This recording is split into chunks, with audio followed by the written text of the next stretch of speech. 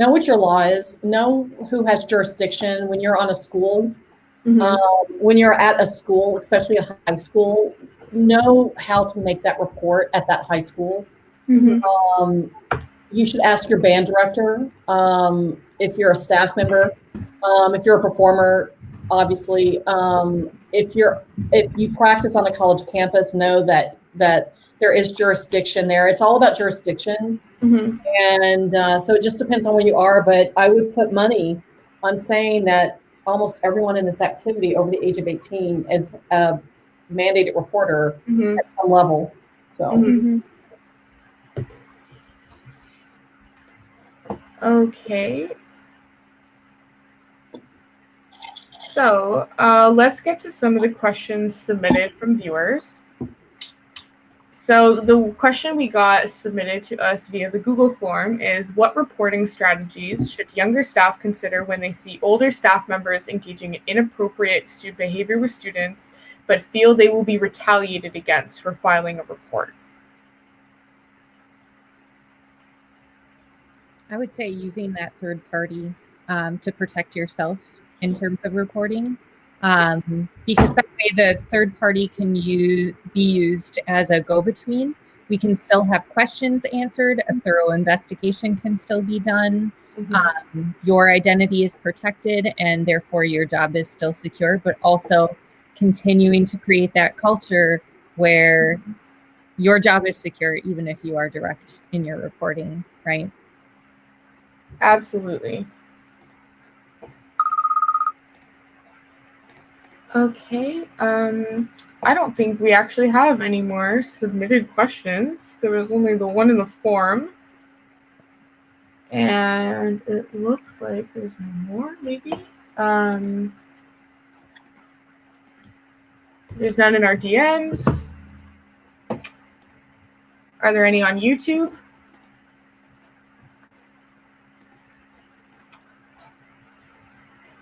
Maybe not. Okay. In that case, let's get to the closing. So, in closing, I would love if everybody could make a recommendation or even a few recommendations for what they think are important changes to make or important things to think about in the future when it comes to reporting.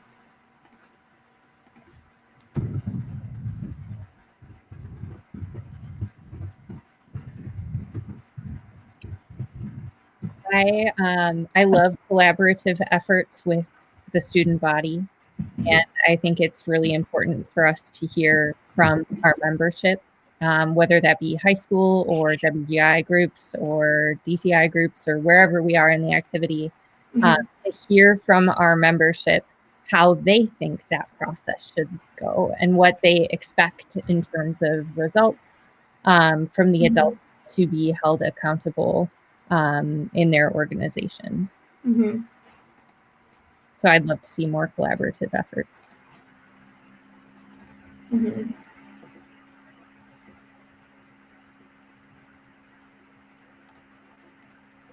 All right, and either Sarah or Shelba? Sarah? That's hard. When thinking about, most of my experience is in colleges and universities and trying to figure out kind of the chaos of this administration when it comes to Title IX. And so this process kind of reminds me about how Title IX functioned in like the early 2000s. Yeah, everyone agreed you shouldn't be discriminated against on the basis of sex, but what do we do about it? And so I feel like this is the time that we kind of figure out, what do we do about it? What standards should there be for reporting? What kind of process should there be for reporting? Making sure everyone knows what those are. Everything that Shelba said earlier, I just feel like you can see in the university process how much of a change that has had. When it comes to reporting, there's an increase in reporting when people feel like their colleges have their back, when they feel like they're going to do something about it if they report. So that's what I really hope to see. Well, first of all, I'd love to see it in more colleges and in actual practice, but I feel like I see possibility in DCI, WGI, all of the marching arts, of having that, and maybe even leading universities to that process, because we have so much flexibility in what these organizations can do and what these core directors can do. They can make their own rules. So that's what I really hope to see. Mm-hmm. So I guess I'm next. Yeah, that'd be great. Okay. I didn't know if I was going to get called or not. So I have a lot, but I'll keep it short. In terms of reporting, if we don't make it a safe, confidential process and a trusting process, then we can tell people to report all day long. They're not going to. Mm-hmm. They have to know they can't, when it's time to report, when they finally get to the point where they feel like they can use their voice to report whatever has happened or whatever they think has happened to somebody else, which is a very scary process. I don't care how safe it is. They have to know that the organization that they're going to will not just keep it confidential, but will take it seriously. That will basically say, we've heard you and we will immediately start looking into this. It's important to know that these ensembles are incredibly small. Like, we're not talking about a university, so to speak, where professors can basically hide among others. You're talking about staffs of anywhere between 5 to 50, right? So that's not a lot of people. So these kids are really afraid of reporting. That's why they go to the national offices. Mm-hmm. And it's crucial that these things are dealt with. But if they say the phrase, I can't go to my drum corps because the person is the corps director, or the person is the I don't know, the visual caption head who was just, I don't know, won DCI last year in visual. I can't go to them. You need to help. We need to, there has to be that process where that something happens and we've got to deal with it immediately. It can't be next summer because it's happening this summer. It's happening on July 5th. And, you know, we can't wait till after DCI. It has to happen now. So that's the biggest change that we can make, is making that process so transparent of how to do it, where to go, and then what that process is going to be. Not everybody wants to see, you know, their corps director fired and sent to jail. Like, they actually really just want, like, and I'm not talking about the sexual side of it, but in a lot of the other cases, they're seeking someone to hear them. You know, and when we turn a blind ear, is that a thing? That's not a thing. If we turn a blind eye, I just say blind eye because I can't think of what it is for hearing, but if we turn a blind eye to what they're saying to us and we just ignore them, then it's so damaging. Like, it's so incredibly damaging. We have to hear them. So and we got to set policy, and it can't be empty policy. It has to be real living documents that are reviewed every year by the board of directors of every drum corps, by the corps directors, by the guard instructors. And to be honest with you, there needs to be an auditing process to it. If I really want to be honest, someone needs to audit it. So I'm blunt. Yeah, I think going off of that too, if there are corps directors and staff watching this, the institution has such an impact on a survivor or a victim. Like, researchers have created this term, institutional betrayal, that can be like a secondary trauma to harassment or assault when an institution like DCI or an ensemble doesn't do anything when someone does report. So really wanting to emphasize how much power and how much you can actually help someone who does come forward and reports. Definitely. It's very easy to feel powerless, even if you are a corps director or a director of any sort, or even a high-up staff member, just in the face of such large, scary, and pervasive issues like grooming, sexual harassment, and sexual assault. But I want to reinforce to all staff watching this, especially admin staff, that you do have power to make a difference, but it might require that you admit that you don't know something and reach out for help. And that's fully okay. reaching out for help is totally cool, totally rad, and you should definitely do it.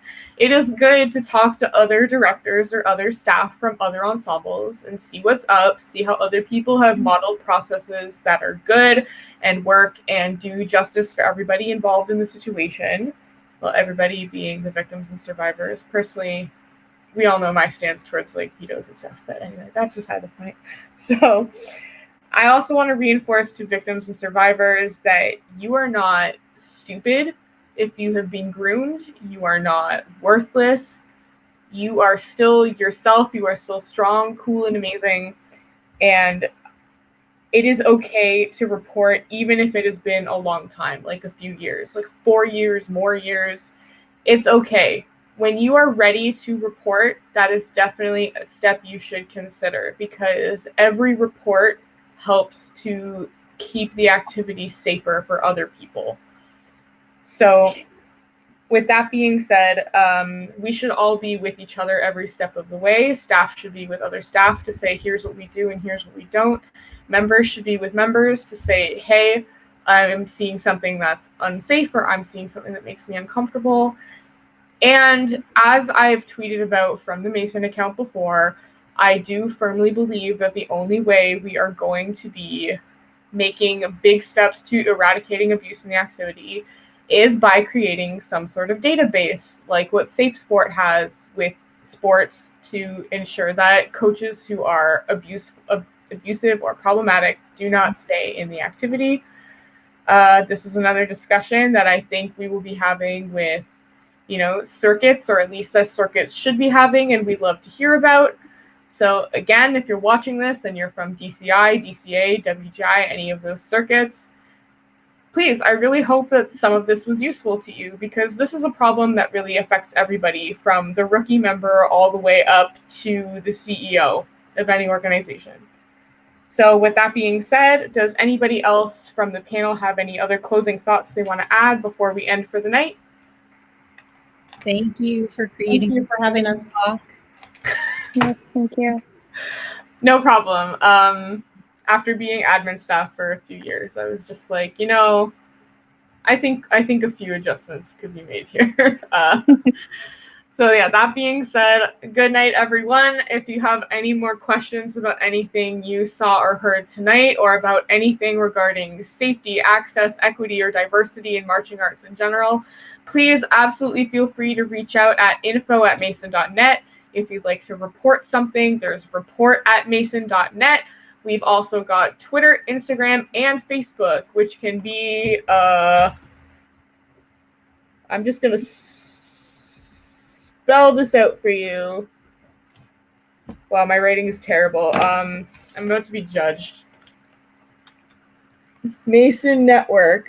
So just MAASIN, and then N is also the beginning of network. So that being said, I'm going to turn live streaming off. Thank you, and good night wherever in the world you are.